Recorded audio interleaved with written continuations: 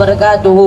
अल्हम्दुलिल्लाह, अल्लाह ने शरीयत इस्लाम में मर्दों के साथ साथ औरतों के हुकूक भी बयान किए हैं। बहुत से हुकूक अल्लाह ने औरतों के बयान किए हैं। उन्हीं हुकूक में से एक हक औरतों का विरासत में है। जो माँ बाप की छोड़ी हुई जायदाद होती है उसमें होता है कि आज हमारे मुआशरे में ये जो खराबी फैली हुई है उसे ख़त्म करने के लिए एक मुकालिमा पेश करने जा रहे हैं। मुलाहजा फरमाइए। देखो, सायमा अपने भाई अर्श के पास विरासत लेने जाती है। मुलाहजा फरमाइए।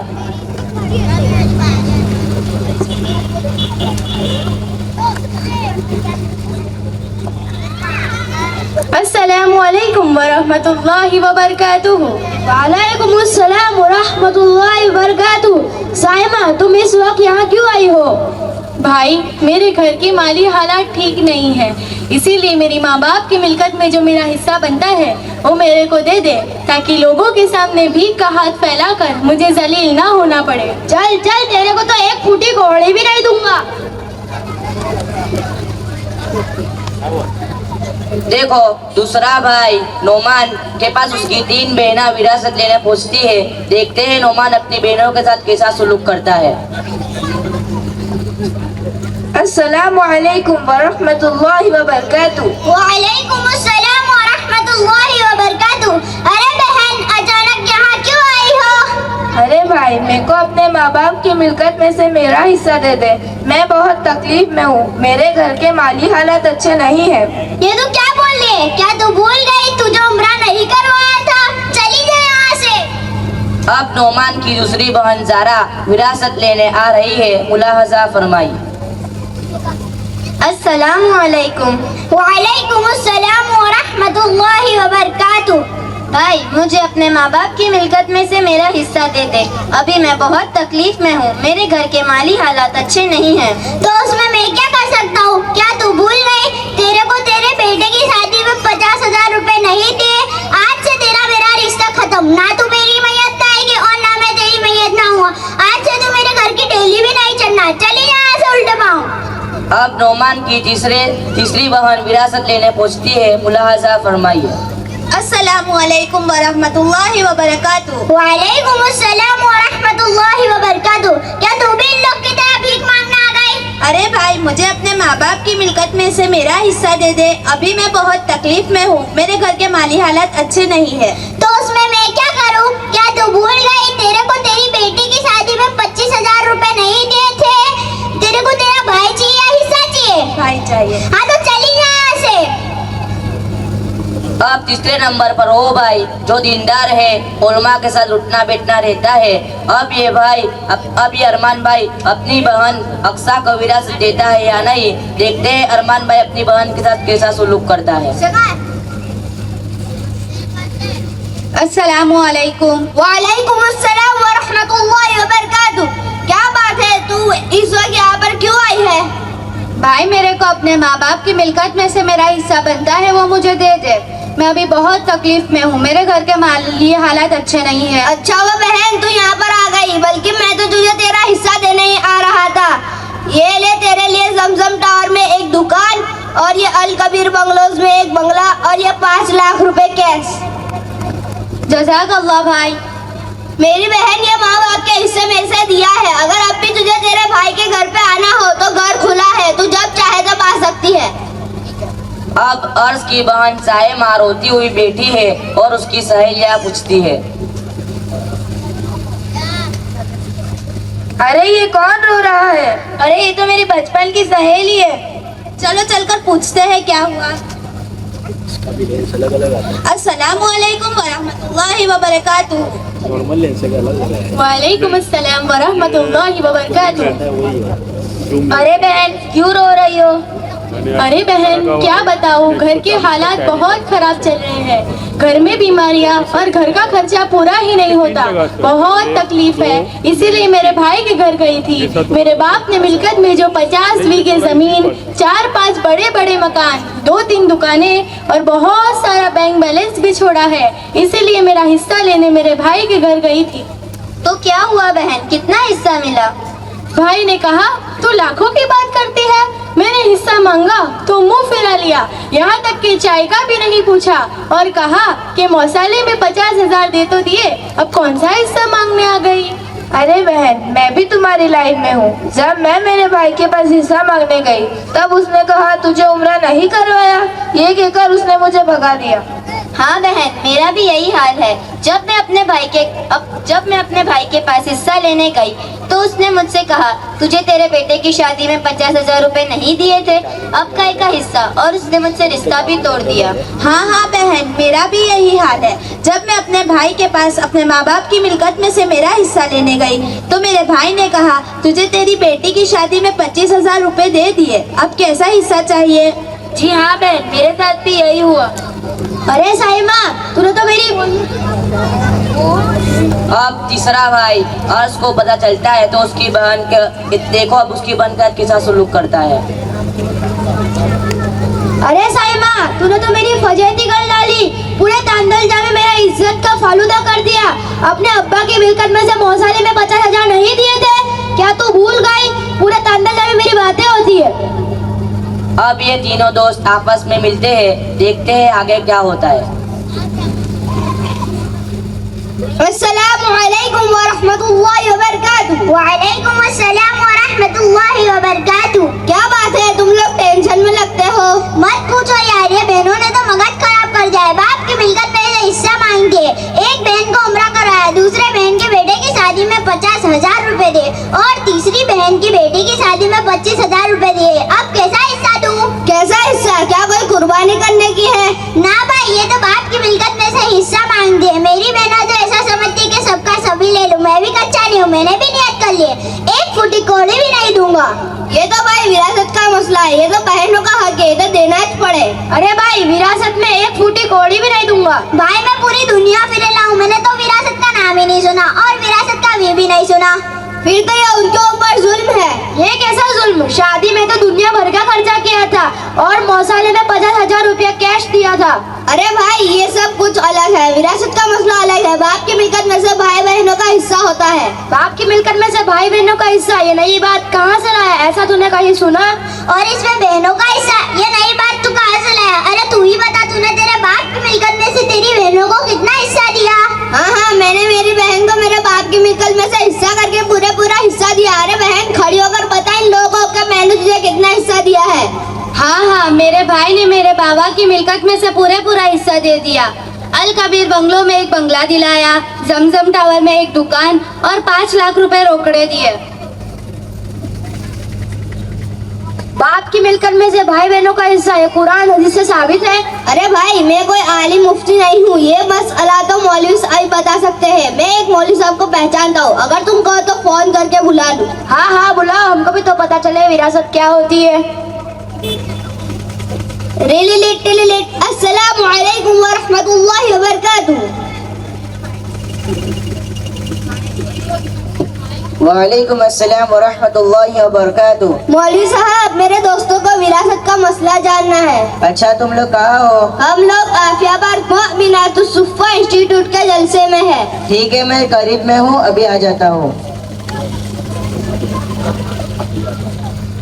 अस्सलामु अलैकुम वरहमतुल्लाहि वबरकातुहू। वालेकुम अस्सलाम वरहमतुल्लाहि वबरकातुहू। अरे मौलवी साहब, खैरियत से हो? जी अल्हम्दुलिल्लाह। मौलवी साहब, इन लोगों को विरासत का मसला जानना है। अच्छा, विरासत का मसला, ये तो वाक़ईतन बहुत अहम मसला है। अक्सर लोग ये मसले में गड़बड़ी कर देते हैं। बताइए भाई साहब, आपकी क्या बात है?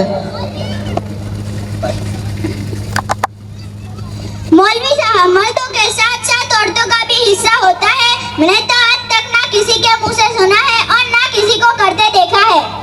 भाई देखो, इस्लामी तालीम तमाम मसलों में पूरा जोर देती है, लेकिन यहाँ तक कि विरासत के तकसीम का ताल्लुक भी कुरान शरीफ से साबित है। क्या औरतों का हिस्सा कुरान शरीफ से साबित है? क्यों नहीं, अल्लाह ताला कुरान शरीफ में फरमाते हैं लिर्रिजालि नसीबुम मिम्मा तरकल वालिदानि वल अक़रबून वलिन्निसाइ नसीबुम मिम्मा तरकल वालिदानि वल अक़रबून मिम्मा क़ल्ल मिन्हु औ कसुर नसीबन मफरूदा।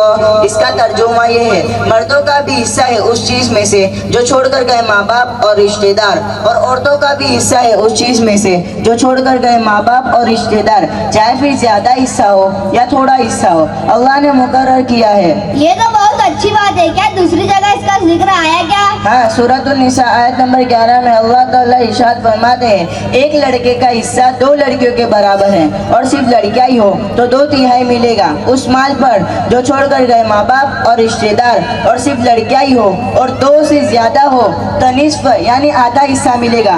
देखो, यहाँ जिक्र नहीं बल्कि पूरा हिस्सा बताया गया है। हमने जो सुना था, लोगों को करते देखा था, क्या ये गलत है? बिल्कुल गलत है। ऐसे लोगों के बारे में बहुत सख्त वईदें और धमकियां हैं। बहुत खतरनाक बात है। बिलाशुबा मौत की चुंगल में गिरफ्तार होकर हम इस जमीन के अंदर सामने हिसाब और किताब के लिए पेश होने वाले हैं। लेकिन मौलवी साहब, जो विरासत के मसाइल जानते ही नहीं और उन्होंने वारिस का हक अदा किया ही नहीं, तो उनका क्या करना चाहिए? वो लोगों को चाहिए कि हक वालों को उनका हक पहुँचाए, वरना दुनिया की बर्बादी और आखिरत के अजाब के लिए तैयार हो जाए।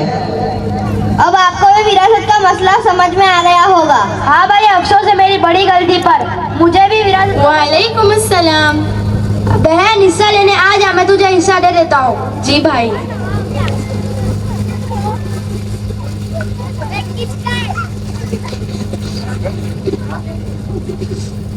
ले बहन, जमजम टावर में एक दुकान, आफिया पार्क में एक घर और ये 5 लाख रुपए रोकड़े। बहन, मुझे माफ कर दे, मैंने तेरे साथ गलत सलूक किया। जी भाई, माफ किया, जज़ाकल्लाह। हाँ भाई, अफसोस है मेरी बड़ी गलती पर। अल्लाह ताला अरमान भाई आपको और मौलवी साहब को जज़ाए खैर अता फरमाए। आज से हम पक्का इरादा करते हैं कि विरासत में होने वाली गलती और गड़बड़ी को खत्म करने की कोशिश करेंगे। अल्लाह ताला हम सबको अमल करने की नेक तौफीक अता फरमाए। मौलवी साहब, मैं ये विरासत को मानता ही नहीं। मैं तो मेरी बहनों को 1 फुटी कौड़ी भी नहीं दूंगा। भाई देखो, मेरा काम आपको समझाना, अब आप उस पर अमल करो या ना करो, ये आपकी मर्जी है। देखो, विरासत न देने की वजह से तीसरा भाई बीमार हो गया, दुनिया में अल्लाह की तरफ से पकड़ा गया।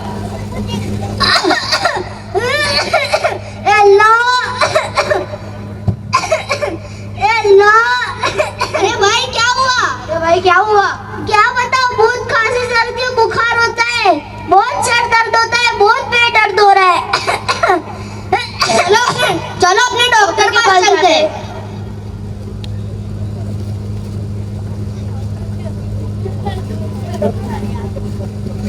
डॉक्टर साहब, चेक करो, बहुत खांसी होती है, बहुत बुखार, बहुत सर्दी चलती है, बहुत पेट दर्द होता है, बहुत सर दर्द होता है।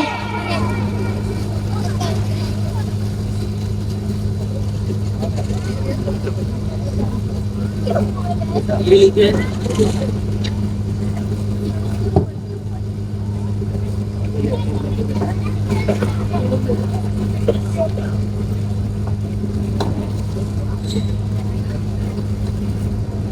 ये लीजिए दवाई, ये पीते रहना, इंशाल्लाह अल्लाह ठीक कर देगा।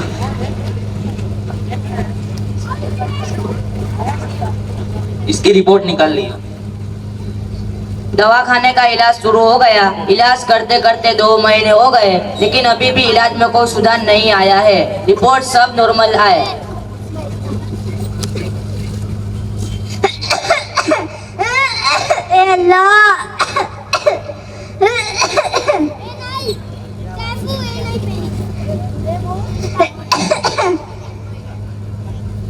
अरे भाई, अब कुछ ठीक हुआ? कोई फर्क नहीं पड़ा, जैसा था वैसा ही है। चलो अपने बाबू के पास चलते हैं। तीसरे भाई को डॉक्टर से अच्छा नहीं हुआ तो वो बाबू के पास इलाज करवाने जाता है। उसके दोस्त उसको बाबू के पास ले जाते हैं। बाबू साहब, चेक करो, बहुत खांसी सर्दी होती है, बहुत बुखार, बहुत सर दर्द होता है।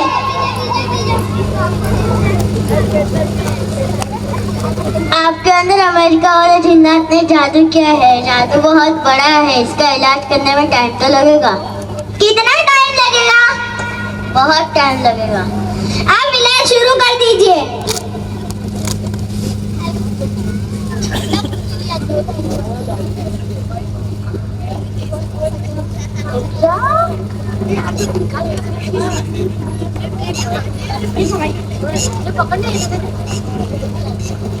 लीजिए तावीज और ये पानी की बोतल।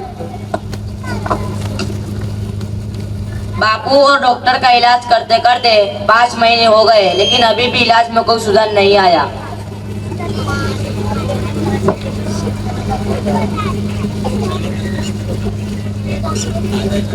अब तीसरा भाई सुबह चलने निकलता है तो रास्ते में मुफ्ती साहब से मुलाकात होती है। देखते हैं आगे क्या होता है।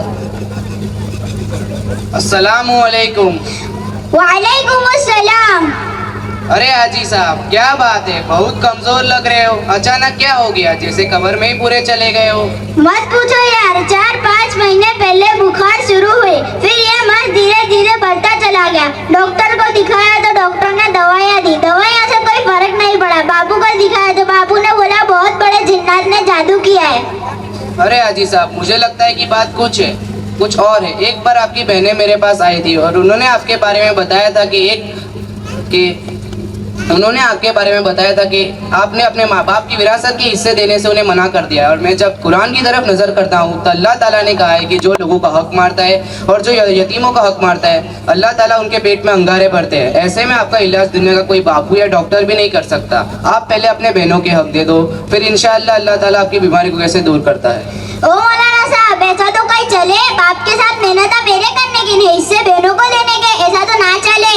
ठीक है, तो फिर तुम्हारी बीमारी का कोई इलाज नहीं है तो फिरते रहो बाबुओं के पास और डॉक्टरों के पास, दुनिया में भी परेशान और आखिरत में भी परेशान। हराम का माल, मौत का जाल। अरे नहीं मौलाना, मैं आज मेरी बहनों को बुला के हिस्सा ले लेता हूँ। अस्सलामु अलैकुम वरहमतुल्लाहि वबरकातुहू। वालेकुम अस्सलाम वरहमतुल्लाहि वबरकातुहू। मेरी बहना हिस्सा लेने आ जाओ। जी भाई।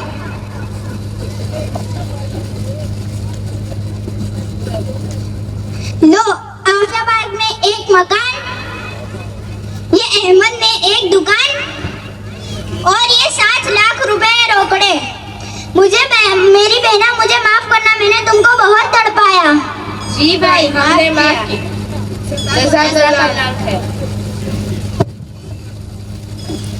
देखो, अब तीसरे भाई ने भी हक दे दिया। मुफ्ती साहब का मसला सुनने के बाद अब रात हो रही है, तीसरा भाई सो गया।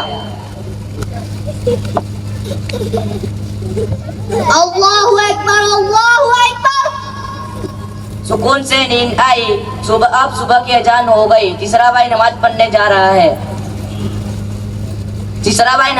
जा रहा था। तब रास्ते में बाबू साहब से मुलाकात होती है। देखते हैं आगे क्या होता है। अस्सलामु अलैकुम बाबू साहब। वालेकुम सलाम। बाबू साहब, चेक करो, आज तो सुकून की नींद आई, ना खांसी, ना सर, ना पेट, ना बुखार, कुछ नहीं हुआ। चेक नहीं करने। अरे हाँ जी साहब, आपका इलाज हो चुका है, आपको इलाज की जरूरत नहीं है, अब आप जा सकते हैं। फिर मस्जिद में तीसरे भाई को मुफ्ती साहब से मुलाकात होती है। देखो मुफ्ती साहब क्या जवाब देते हैं। अस्सलामु अलैकुम वरहमतुल्लाहि वबरकातुहू। वालेकुम अस्सलाम वरहमतुल्लाहि वबरकातुहू। मौलवी साहब, आपकी बात सही निकली। मैंने मेरी बहनों को हक दिया तो आज मुझे सुकून की नींद आई, ना खांसी, ना पेट, ना सर, ना जुकाम, कुछ नहीं हुआ। अरे हाजी साहब, ये बात मेरी नहीं है, अल्लाह और उसके रसूल की है। अल्लाह ताला ने अपने कुरान में हुक्म दिया है कि अपने रिश्तेदारों के हक दे दो, और उसमें किसी भी इंसान की कमी करने का हक नहीं है। अल्लाह के हुक्म को पूरा करने पर आपको शिफा मिली है। तो देखो मेरे भाइयों और बहनों, आपने खुद देखा इस मुकालमे में कि जो लोगों का हक मारता है और जो यतीमों का हक मारता है, अल्लाह ताला उसके साथ कैसा हाल करता है। इसीलिए हमें समझना चाहिए कि दुनिया में 99% बीमारियां लोगों के हक मारने की वजह से। इसीलिए इंशाअल्लाह हम इरादा करते हैं कि हम लोगों का हक नहीं मारेंगे। अल्लाह ताला हम सबको अमल करने की तौफीक अता फरमाए। आमीन। अस्सलामु अलैकुम।